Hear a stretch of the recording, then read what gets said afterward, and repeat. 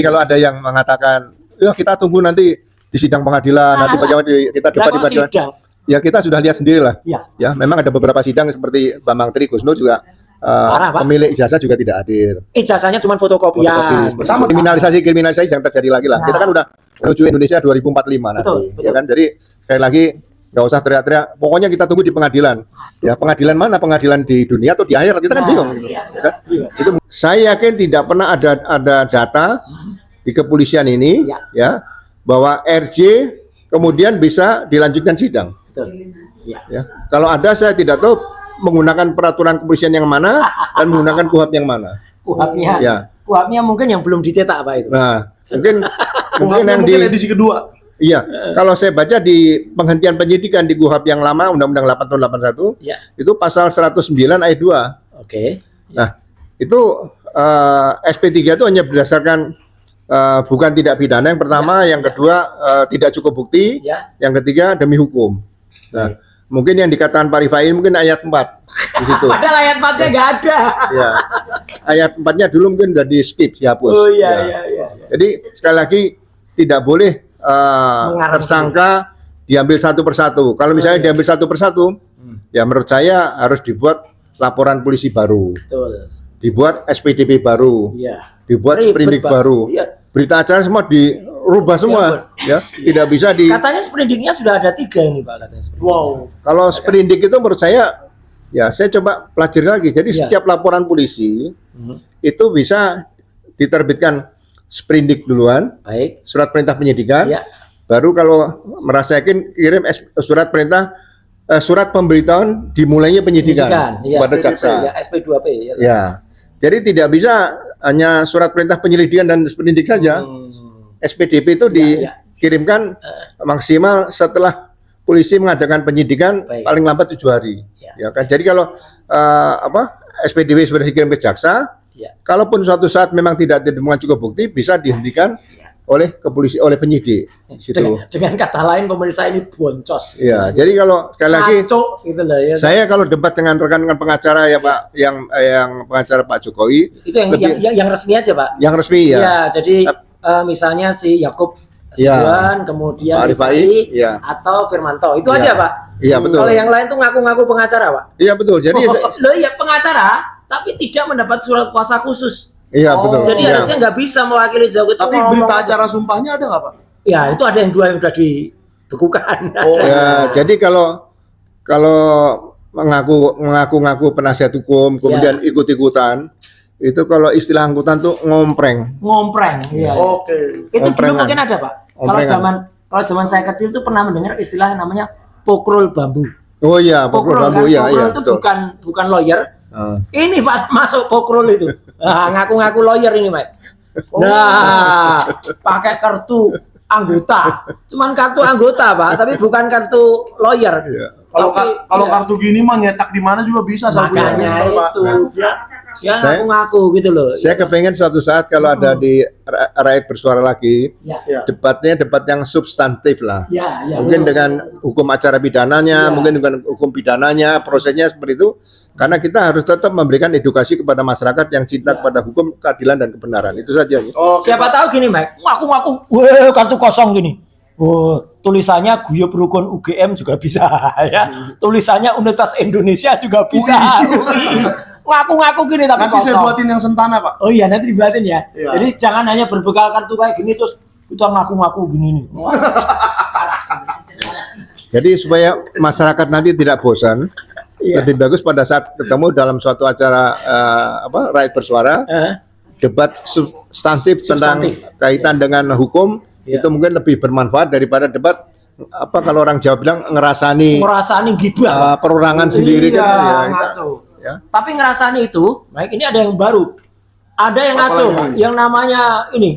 Orangnya sama, Pak. Wow. Oh iya. Ini barusan nyebarkan hoax, Pak. Oh iya. Jadi katanya saya itu kemarin sudah dipanggil oleh tim cyber Polda Metro, terus minta maaf atas Twitter. Enggak, ini sebenarnya dia setengah benar, setengah salah, Pak. Apanya kok setengah? Enggak ada benernya. Karena Pak Roy pernah dipanggil tim cyber Polda Metro Jaya untuk menjadi saksi dalam laporan saya terhadap Laurentius Irjan Bungu. Ya, itu benar. Jadi waktu itu saya dipanggil Mungkin itu dia sebagai salah baca kali. bukan saksi, Mike. Ahli pernah. Iya. Saya pernah juga Mungkin dipanggil. dia salah baca, Pak. Iya, saya panggil pernah sebagai ahli di tengah-tengah acara kita. Saya dipanggil sebagai ahli. Ada satu kasus perusahaan di Jalan Jenderal Sudirman. Waktu itu kasus CCTV. Kasus CCTV saya menjadi ahli. Nah, tapi dia katanya ini dia dipanggil diberitahu saya punya Twitter di tahun 2020. Oh, yang Sudah mengupload upload ijazahnya foto. Jokowi. Ijazah. Nah, pada lucunya Pak, ini lucunya ya. Oh iya iya. Oh, ini iya. Twitternya Pak. Yang namanya bukan, ini yang namanya UGM saja baru menampilkan ijazah Jokowi itu pada 24 Oktober tahun 2022. Iya iya iya. Nah, jadi kalau saya sudah menampilkan tahun 2020, itu berarti kalau ada bayi itu lahir sebelum ibunya, Pak. Itu hoax lagi, Pak.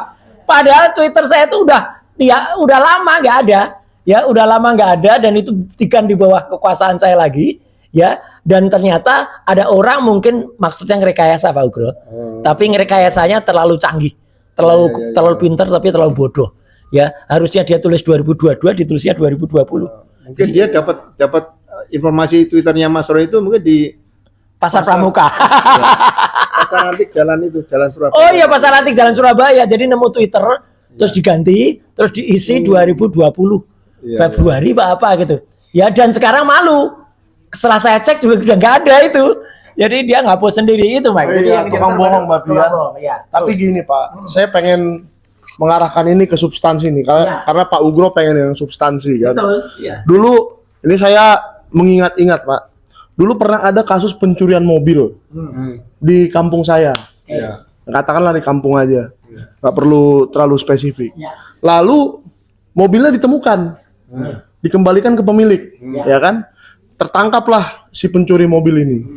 Tiba-tiba rumah si pemilik mobil didatangi oleh banyak orang yang mengaku ayahnya, ibunya, ketua adat, ketua marga dan lain-lain, ya kan? Untuk meminta RJ. Jadi si yang sudah ditahan ini, pencuri ini minta RJ katanya. Iya iya. Kalau gitu gimana Pak? Atau jangan-jangan pemilik mobil yang harus minta RJ ke si pencuri mobil, gimana Pak? Nah ini kan Iya. substansi yang tadi Pak. Ya kalau Mirip. prinsipnya restoratif justice itu ya penyidik sudah melengkapi berkas Ya. Ya. ya kan, ada penahanan atau tidak ada penahanan sudah melengkapi berkas dan pasal-pasal juga ditentukan di situ di bawah 5 tahun ya kan. Kemudian setelah lengkap penyidik menawarkan pada terlapor apakah mau RJ. melaksanakan RJ.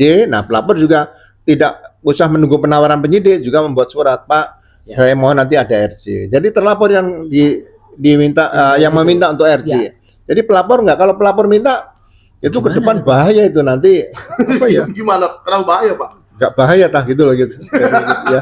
Jadi Gak bahaya Pak. jadi ini RJ ini kan baru diatur dalam hukum acara baru nih.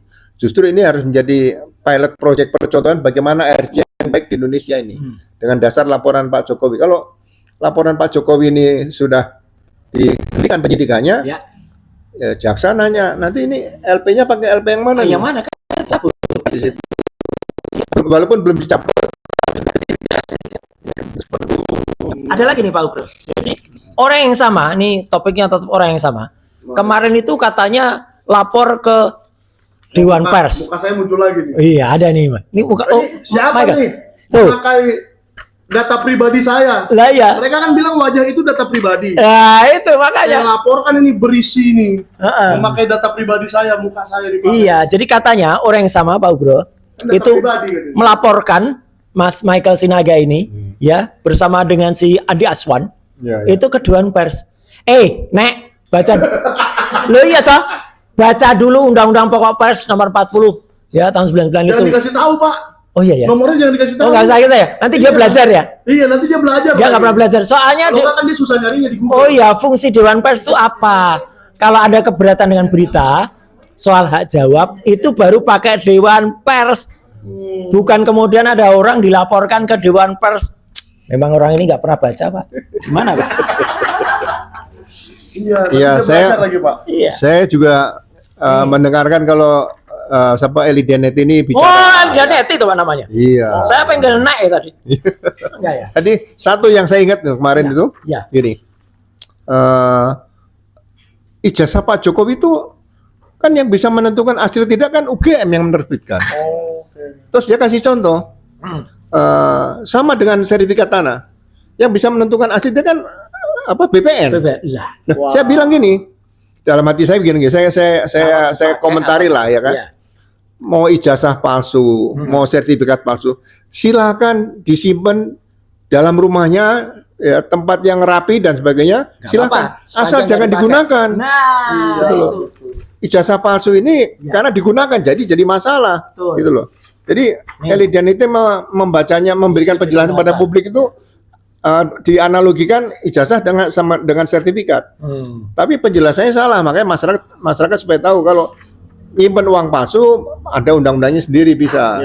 Tapi kalau nyimpen ijazah palsu, nyimpen sertifikat palsu, nyimpen gigi palsu, rambut palsu di rumah saja itu gak ada masalah. Jorok banget. Cuma kalau gigi palsu dan rambut palsu kalau dipakai juga gak ada masalah karena undang-undang ada yang melarang seperti itu.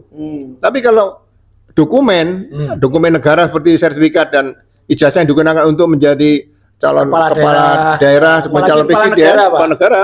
Nah, itu berarti ada unsur yang memenuhi unsur pasal 263 KUHP yang lama ayat 2 di situ. Penggunaannya. Iya, ya penggunaan kan? surat palsu. Makanya kalau punya yang palsu jangan digunakan, ya kan? Jadi Pak, nggak penting yang di rumahnya Pak Jokowi atau di Polda itu ya. Yang Jadi, penting apa yang digunakan ya. Yang digunakan jadi menurut saya yang berdasarkan gugatan di KIP Pak Bonatua itu, Nah, ini. itulah yang menjadi bukti otentik bahwa ada penggunaan dugaan Jangan jualan ijazah dulu, palsu, Mike. seperti itu. Ya. Itu saja sih. Iya, maksudnya kan di buku ini sudah ada Pak tentang Ini loh, apa intinya? ini dia. Legalisasi, ya kan? Legalisasi Iya, dari iya, KPU iya. KPU ini. Ya, jadi di dalam buku ini sudah ada penelitian Pak Bonatua Silalahi mengenai ijazah yang dipakai Ya. Joko Widodo di KPU. Jadi bukan yang disimpan di rumah ya Pak. Bukan. Kalau yang disimpan di rumah nggak digunakan, bodoh amat ya Pak ya. Misalnya sudah dibakar nggak ada masalah, tapi karena digunakan itu yang kena. Iya, iya, iya. Wah, bisa berdiri lagi. Ya kan. Ini mistis sih. Tapi nggak perlu ke Gunung Kawi Pak untuk mendirikan buku aja. Perlu kita mau ke Gunung Kawi kok. Oh perlu Pak. Iya, jadi tunggu Sentana, Roy Suryo Official dan siapa lagi nanti YouTuber yang mau ikut. Ya. Kita merencanakan untuk Napak Tilas. Napak Tilas. Perjalanan Jokowi. Kalau kemarin ada pesulap merah, kita punya pesulap oren. Oh iya. Jatuh lagi kan. Ya. Ya, pokoknya Ya kira-kira. udah yang penting ijazah Jokowi tidak ada. Iya. Ya. Tapi memang orang yang sering bohong ini, Pak Bro, gimana sih? Supaya masyarakat tuh nggak perlu percaya lagi orang-orang yang suka tukang bohong ini, Pak. Oke. Ya makanya saya lebih senang kalau bisa debat dengan mereka-mereka itu, kita debat substantif aja. Nih. Masalah-masalah hukum acara pidana, KUHP, peraturan-peraturan kepolisian, peraturan kejaksaan agung dan sebagainya. Biar masyarakat tuh melek hukum seperti itu. Betul, maka katanya tangannya tuh padahal itu tutup plastik, Pak. Iya, Katanya tuh bisa nembus embus yang ada di bawah ini. Itu kalau nggak tangan mak lampir nggak bisa itu yang bisa panjang gitu. Ini jelas tertutup plastik nih. Orang ini bohongnya keterlaluan kalau memang udah. Soalnya panjang jari dia 70 cm, Pak. Itu katanya pernah diukur oleh seseorang. 70 cm. 70 cm Weh. panjang jarinya. Padahal itu sering gini-gini. Iya, waduh parah. Katanya loh, Pak. Saya dengar-dengar aja. Tapi sekali lagi Pak Ugro, ketika kemarin habis debat di siaran di CNN itu kan lucu sekali. Kita bisa melihat bagaimana perbandingan ya lawyer yang resmi yang pegang surat kuasa khusus Pak Jokowi dengan yang dua yang enggak resmi yang bisanya cuman bisa wah ini pokoknya Anda gimana itu jadi radio rusak gitu. Satu lagi bukan lawyer, pendidikannya bukan sarjana hukum malah ngawur gitu. Itu kayak gitu itu Pak. Ya. Maksudnya boy. Ya kalau boy itu lawyer tapi yang nggak ngerti hukum bisa cuma ngomong. Satu lagi yang nggak boleh secara adat Pak. Karena dalam studio pakai payung Pak. Oh iya. Itu kalau bahasa Jawa itu railo. Ya railo itu nggak boleh gitu. Nggak boleh. Pamali gitu loh. Di studio kok pakai payung. Kualat nanti. Kualat. Kayak jambu mete ya. Iya. Bijinya di luar. Yang dipayungi di dalam rumah itu hanya yang sudah meninggal Pak. Oh itu ya. Iya, itu adatnya begitu. Iya. Kalau kita ngantar jenazah itu kan dipayungi. Iya. Nah, itu dalam rumah. Nah, itu zombie juga.